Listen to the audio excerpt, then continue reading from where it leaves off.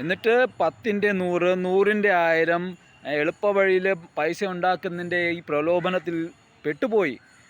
പല ബിസിനസ്സിലും പല ഷെയർ മാർക്കറ്റിലും ഇതിലുമൊക്കെ പൈസ ഇട്ട് ഉള്ള പൈസയും നശിച്ചു, സമാധാനവും പോയി.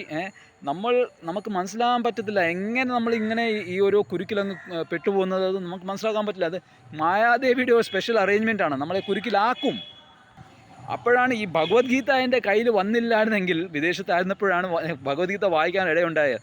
അപ്പോൾ ഇത് എൻ്റെ കയ്യിൽ വന്നില്ലായിരുന്നെങ്കിൽ ഒരു പക്ഷേ ഞാനിപ്പം ഈ ഈയിടെ വായിച്ച വാർത്തയില്ലേ, കോൺഫിഡൻറ്റ് ഗ്രൂപ്പ് എന്ന ഈ റിയൽ എസ്റ്റേറ്റ് കമ്പനിയുടെ ഒരു ഉടമസ്ഥൻ, പണക്കാരൻ ഒരു വ്യക്തി സ്വയം ആത്മഹത്യ ചെയ്തു.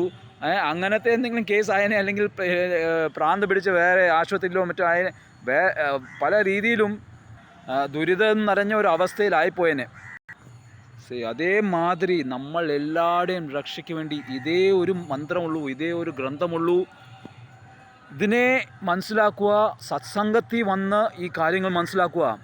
ഏറ്റവും അത്യാവശ്യമാണ് നിങ്ങളുടെ അടുത്ത് നടക്കുന്ന ഹരേ കൃഷ്ണ പ്രസ്ഥാനത്തിൻ്റെ സത്സംഗത്തിൽ ചേരുക. എത്രയും എളുപ്പം ചേരുക. എല്ലാ സ്ഥലത്തും ഹരേ കൃഷ്ണ പ്രസ്ഥാനത്തിൻ്റെ സത്സംഗമുണ്ട്. അപ്പം അടുത്തുള്ള സത്സംഗത്തിൽ ഉടനെ ചേരുക. കടക്കാവുള്ളും സത്സംഗമുണ്ട്. എന്നിട്ട് ജീവിതത്തിൽ എല്ലാം കുരുക്കിന്ന്, ഏറ്റവും സങ്കീർണമായ കുരുക്കിന്ന് വഴി ആ സൃഷ്ടാവിന് വളരെ നിസ്സാരമായിട്ട് നമുക്ക് വെളിയിറക്കാൻ പറ്റും.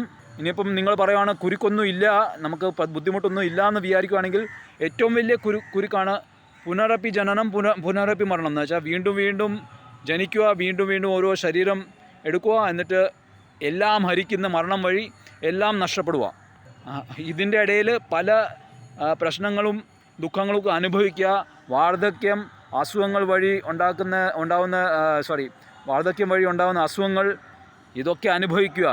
അപ്പോൾ ഇനി അടുത്ത വീഡിയോയിൽ നമുക്ക് നോക്കാം, ഈ മഹാഭാരത യുദ്ധം വഴി, ഈ സംഹാരം വഴി രണ്ടാമത്തെ പാഠം എന്താണെന്ന് നമ്മൾ പഠിക്കുന്നതെന്ന്. ഹരേ കൃഷ്ണ.